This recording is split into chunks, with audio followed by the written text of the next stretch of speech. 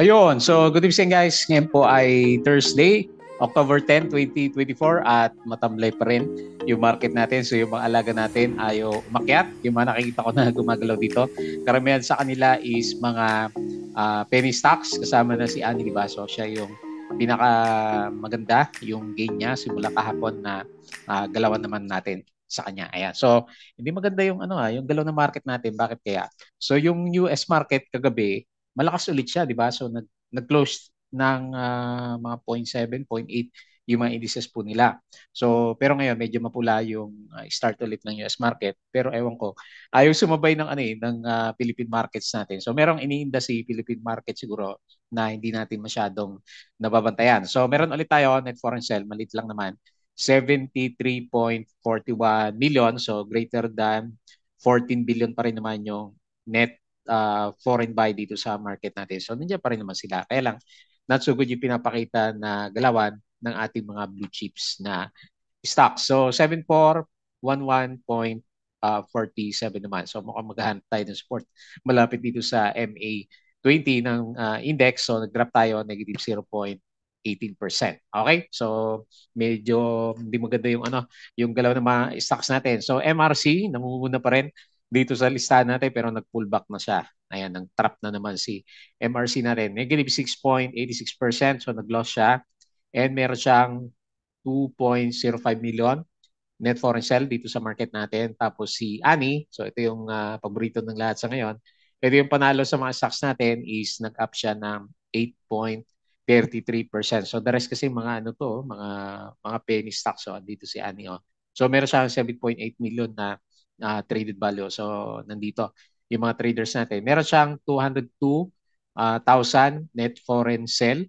Tapos yung mga banks, ayan. So mga banks pala yung maganda yung galaw for today. So meron tayong dalawa dito. Si China Banking Corporation nag-up ng 1.76% and meron siyang 6.34 million in foreign buy. Tapos si Union Bank, ito malakas, 4.85%. Meron siyang 2.48 million in foreign buy. Tapos si SEC, wala naman masyadong galaw si SEC. Pero yun nga, pinag-usapan siya kasi malapit na yung dividends natin. Last time, ang ex-date niya is October 20. So, silipin ulit natin mamaya. Dalawa yan SCC at saka si DMC. Magkasunod na naglalabas ng mga dividendo. Tapos si SPNEC natin, si Dito yung nandito kanina Ayan, si Dito. Pero pinalitan natin. Pero si Dito, ang pinaka-catalyst naman nito is December na ulit yung stock price offering niya. Stock price offering o follow-on offering. Para kay dito, mamaya, basahin natin. Nasa Twitter yan. So nilagay ko na lang dito si SPNEC, negative 0.81% and meron siyang 3.6 million net foreign sale. So meron naman siyang disclosure kanina. So basahin na lang po natin siya. Okay? So matamlay yung yung majority ng mga stocks natin. Disclaimer pa rin sa mga bago sa channel po natin is please don't forget to read po. Yung ating review is for education purposes lang po yan. So wag mong gagamitin ito as a reason para mag-buy, sell, or hold ng stocks. Mayroon po kasing risk na involved sa market. Due diligence na lang po on the stocks yung gusto mong bilhin. And then follow po ako dito sa ating Palabra Trader na YouTube channel. Subscribe ka lang guys para updated ka sa mga reviews. And kung gusto mo, join ka dito sa trading group naman natin. Okay? So sa mga nakasubscribe, ayan, pababa na yung view natin. Maraming salamat po doon sa mga usual viewers natin dito sa trending stocks, mga kapatid reviews, mga sample trades, basic indicators, risk management. So pwede naman mag-aral habang medyo mahina yung market plus yung ating PSE stock market studies. Bull run pa rin ba tayo? Para nag-drop na tayo ng 20 below ng definition ng ng bull run which is above 20% dapat mula sa previous lows niya. Okay. So para sa mga play to earn games, follow mo lang po ako dito sa ating Palaboy Trader crypto ko to. So check mo na lang po yan. Tapos yung mga vlog natin, hopefully mabuhay yan. Medyo mahina din, no? Okay, pa-drop din si crypto ngayon. And then social media, Facebook account na Palabi Trader para updated ko po sa mga posts or dito sa Facebook page na Palabi Traders natin. Budagi Picks sa articles natin sa local market, US, and cryptos. So ano ba yung mga na-post natin for today? So andito na yung summary. So magang naglabas si Philippine Stock Exchange natin. So meron siyang Malit lang naman. 73.58 pala. 73.58 million net foreign sale dito sa market natin. So, tinamaan si services sector. Sino kaya? ICT ba yan? Ang laki ng drop po, negative 1.55. So, panalo dito si properties, ang bounce siya ng konti, 0.55%. Mining tsaka services sector, tinamaan yung ating mga stocks. Finance, okay din naman siya. Sino ba nag-up sa property? Si Ali ba? Ayan. So, GGS was the top index gainer, climbing ba? 2.27%. Hindi ko nakita yung close eh. Bloom was the index laggard, falling 2.97%. Okay. Double Dragon conducts stopping of ceremony for completion of Hotel 101 Cebu Mactan Airport. Frutas. Ano ba good news natin dito? Market si Prute. Clarifies Insider PH report on potential acquisitions. Ano ba? It has not executed any definitive agreement siguro ayan. So hindi pa finalize siguro. Pero nauna na si Insider PH natin. May good news po si si Prut kaya medyo gumagalaw yung price action natin sa kanya. ICT purchases 27-hectare property in Batangas. Tapos si dito, ayan. So clear na ulit siya. So tingnan natin, may kasi benta niya last time. To reschedule 4.2 billion share sale to November. Listing date is December 6. Follow-on offering pa. Yung kanya, hindi siya stock rights offering. Follow-on offering siya. So House of Investment and Equity Ventures, Aboites, ARM signed the preliminary terms of agreement. Ayan, meron silang project. Meralco to explore desalination project. Ano ba to? HI? Hindi natin masyadong kilala. AP, unit commits to completing coal plant initiative. Double Dragon applies for 30 billion shelf registered bonds. CREC clears advance release of IPO proceeds. Okay, ano ba to? The advance release to enable CRC to ramp up its pipeline. Okay, release of IPO proceeds natin. Umabot na ba ito ng 6 months? CREC natin. Advancing is 5 gigawatt renewable energy PAL. The Court of Tax Appeal has partially approved Philippines petition for tax refund naman siya. Okay. Si Balay ni Prutas, meron siyang dividends din, no? 0.005. First time din yata niya to, no? Parang second verge. Tapos si Aboites HI, ayan. So may partnership pala. Dito aims to achieve 15-16 million subs by the end of the year, supported by network expansion plans. Marami na rin. Okay. FOO siya. So malapit na po. Oh, may bagong price. 1, wala pa pala. 1 to 2.15 pesos per share. So hindi pa rin malinaw kung magkano yung yung benta ng shares natin mababa yung price niya eh. Kung ako bibili na lang ako sa current price niya kaysa mag 2 pesos ka dito sa follow-on offering niya. So Asian equities rose by okay. So sa Asian stocks medyo gumalaw yung mga stocks natin. Pero sa Philippines medyo matamlay. Converge partnered with Infinera Corporation to enhance its fiber network. Okay, Globe, 44% below estimated fair value, 4% ang dividend yield. Okay din. Nickel Asia, target price, malapit na. Baba pala valuation ni Nickel Asia, 4.7. Okay, Cebu Base top line secures SEC approval for 2.87 billion IPO. Ayan, may bago na naman tayong IPO. Ano na ba nangyari sa mga IPO natin for this year? Tanda ko lang si XG yung pinaka-latest na IPO. San Miguel Corporation and Metro Pacific expects to finalize their merger by the end of October. Tapos Court blocks Top Africa Port Deal. So, ICT. So si ICT ba yung nag-drop? May bad news pala siya ngayon. Dito, okay yan, house stock. Okay yung galaw ng US, so grabe yung taas dito, ilang araw na sa US, pero kulelat si si Philippine markets natin. Bakit kaya?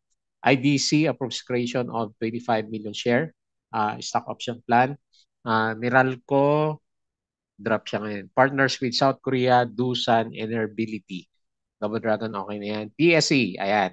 So yung mga mahilig po mag-trade ng US stocks, ayan, nandito na si Fang, yung mga most tradable stocks sa US, is underway to launch Global Philippine Depository Receipts. Ayan, ano ba yan? GPDR. Parang CFD yata ito eh. Si GPDR natin. Ayan. So tingnan natin. Wala pa naman mga rules na binibigay. So okay yung galawan ng US market cap. Pero ngayon parang pa-pullback sa US market. Okay po. So patalastas ulit yung mga bago sa channel natin. As usual po yung ating Patreon. Yung mga gusto ng guide sa trading po sa Philippine market, sali lang po kayo dito sa trading group naman natin. Kung gusto nyo ng guide na trading sa Philippine market, sali ka lang po. Okay? So double check na lang po. So punta tayo dito sa Philippine Stock Exchange. Medyo downtrend yung itsura ng RSI natin. Okay, so tingnan natin, naghahanap pa ng support. So baka dyan pa sa MA20, yung first na bounce natin. Pero yung range natin, di ba, sabi natin 7,000, di ba, 7,200 kasi psychological. Then, pinakamataas natin is 7,600. Actually, pwede din dito sa 7,257. So kung ayaw niya dito sa MA20 bukas, maganda na lang tayo para dito sa 7,200 level kasi Friday, di ba? Friday na naman. So negative 0.18 and wala naman masyado foreign sell. 73.58 million net foreign sell pa. Okay. Pero medyo pangit niya yung RSI at saka yung itsura ng MACD formation. Parang tayo, inversely proportional. So, hidden divergence yung galaw po ng ating market. Okay. So, anyway, tignan natin yan. So, hindi natin nakita yung mga big caps. No? So, lagay natin dito.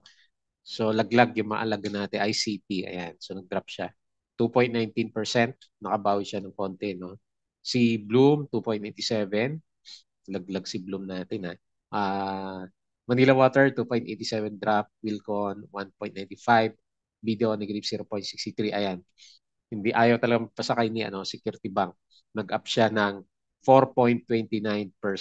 Meralco, drop din, 1.25. Jollibee, bahayos pa rin yung trend ni Jollibee. BPI, 0.71.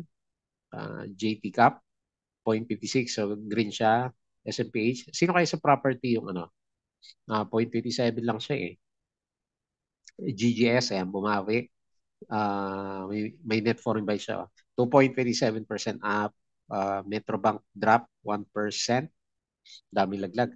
So, Pure Gold 0.76. But drop si DMC natin. Hindi na makaantay sa dividendo. Okay.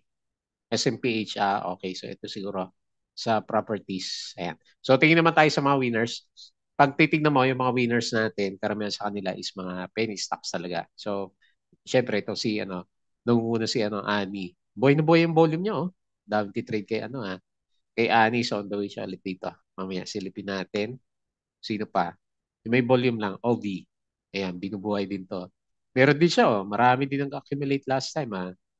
So, ready na sila. 4.94%. Security Bank. So, nag-up si Fruit. Ayan, first time na mag-breakout. 4.11%. SGI, wala namang volume. Pero, maganda rin yung galaw. So, CREC, ba okay to 3.79%. 65 lang yung trades niya. Pero malaki yung volume niya. Madali lang tulak to si REC. Ionics, okay, gumagalaw pero kulang sa volume. Double Dragon, may dividend siya, parating 3.36%. Magkano ba to? 2.82%. Okay na rin. Kaya lang, natakot ako dito sa yung, di ba hanggang October na lang, yung mga pogos natin, kung anong epekto sa kanya later on. Okay, so marami din gumalaw, no? Pero sa mga big caps, maraming laglag. So dito tayo sa losers. MRC, ayan. So syempre, malakas yung volatility niya. Saan ba dito sa trending number one? So mamaya, silipin natin yan. 6% drop. SSI, napagod na rin. So 4.29% drop. C+, nangyari sa alaga natin. 3.57% drop. Bloom. Mark Ventures, may na talaga to. Negative 2.9%. Converge, ayun ulit si Converge. Natulo ulit yung Kandila, 2.9%. 53%. RCI 1.87. O daming drop ngayon ah. Okay. So matamlay talaga yung yung trading natin. Ayoko muna tumingin ng ng port. Ayan. So okay. So medyo matamlay po yung overall picture na market. So silip tayo dito sa sa global market. Siyempre tayo doon medyo matamlay din. So yung ating world indices okay siya kapon pero ngayon normal lang siguro na magkaroon ng pullback sa US market. Palabas yata yung CPI data ng US, baka yun yung inantay. European markets, mapula. So mapula din yung galawan po nila. Tapos dito sa Asian markets, majority is okay siya. Ayan. Nag-bounce na siyang Sen. Grabe yung drop nito. Oh. Nag 10% nung isang araw. Parang stuck lang siya ang Sen. Pero index yan. So kung PSE nag-drop ng 10%, di ba? Mantakin mo yung laki ng epekto sa kanya. So medyo mix. Pero parang mas marami yung verde dito sa Asian markets. Okay. So dito naman sa crypto, hindi rin masyado maganda yung galaw ng cryptos natin. 61K si Bitcoin, Ethereum is 2.3. Napanood mo ba yung sa Ngayon yata yung sa HBO, yung sino daw si Satoshi Nakamoto. Ayan, so tayo mamaya ng mga mapapanooran yan. So BNB 568.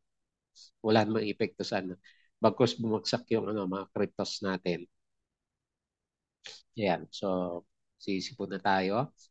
So balik tayo dito sa market and okay, bisita tayo sa mga stocks. So basahin na lang natin kung ano nangyari sa mga stocks. Kung mahina, normal naman yan, may pullback talaga yung mga stocks natin. So nauntog si MRC, tinas ko na yung reference natin pero nauntog. So balik natin dito. Piso ulit, 1.04. Yung pinaka-resistance. So yung overall picture, ascending triangle pa naman siya. So ito yung, ganyan ba itsura niya? So pinaparehas ko to kasi pero wala naman nagtutugma, di ba? Ganyan pa rin naman yung pinapakita, okay. Para hindi ka masyadong ma-hype, tanggalin ko to. Hindi, ascending triangle na lang yung overall picture po ni MRC. Ayan. So ayan, bumalik na. So di ba? Kaya hirap bumili pag overbought yung stocks eh.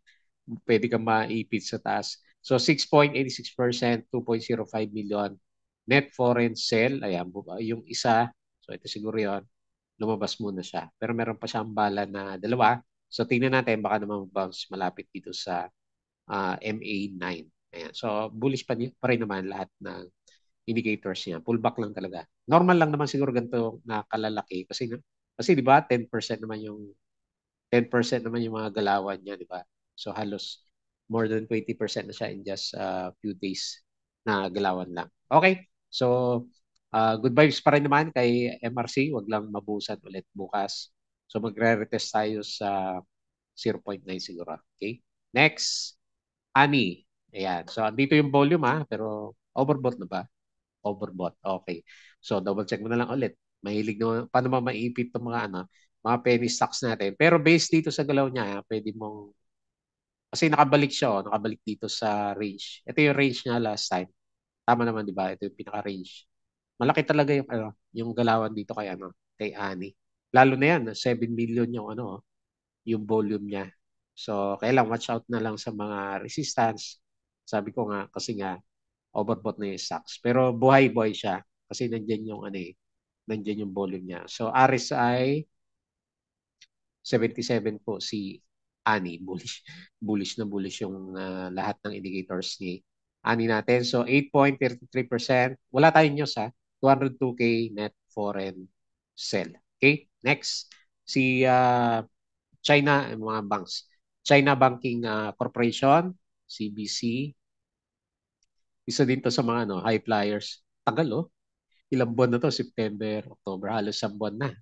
Mag-iisang buwan ng overbought si grabe si China Banking Corporation. Di natin pinapansin kasi last time, paano lang siya 2%. Ayan. Pero ngayon, umabot na siya ng 38%. So all-time high yata itong si China Banking Corporation. Meron pa dito sa kabila. Wala na, all-time high na pala to. Panalo si China Banking Corporation. Catalyst niya ba yung kasi yung yung parang blinak niya yung mga transaction sa Russia eh. di ba binabawal ng US yung ano, uh, may sanction si Russia, di ba? So, yung balita niya, yun yung ano, nakita ko dito na, pero pang global yun eh, yung Singapore na branch ni ano China Banking Corporation. So anyway, very good po yung galaw niya. Parabolic na po si ano si China Banking Corporation. So buhay na buhay yung ano yung volume natin sa kanya. So paano ba natin ito ipa-plot? Extended Fibonacci. Medyo parabolic na rin kasi yung ano yung galaw niya. So ito na lang tingin natin sa tama ba? Hindi naman siya ng pullback doon eh. Yan. So tama ba? Okay, medyo tama siya. So ito yung next 61.81. Kaya lang, syempre watch out na lang po kasi overbought naman si ano China Banking Corporation. So 1.76%, 6 million. Net foreign buy. So buhay na buhay siya kasi makita mo naman dito ang lakas ng volume niya. So grabe yung tagal ng ano ng RSI dito sa ano overbought. So exception si ano si CBC natin. So on the way siya para mag-breakout doon sa trend na uh, yung ating resistance na drawing naman sa kanya. Okay, next. SEC. So bullish yan si ano, pwede pa nga mag-breakout eh. SEC. Okay, so price action wise, wala naman tayong pag-uusapan dito kay ano. SEC, inaantay pa rin po natin kung kailan yung dividends. Pero ewan ko, nagtitrending siya kasi pag tinignan mo yung mga chat area dito kay SEC natin, saglit silipin natin. Marami kasing nagtatag sa kanya eh, kaya nasasama sa trending oh. Close, wala sabi ni boss sa Monday or Tuesday para masabik pa daw tayo.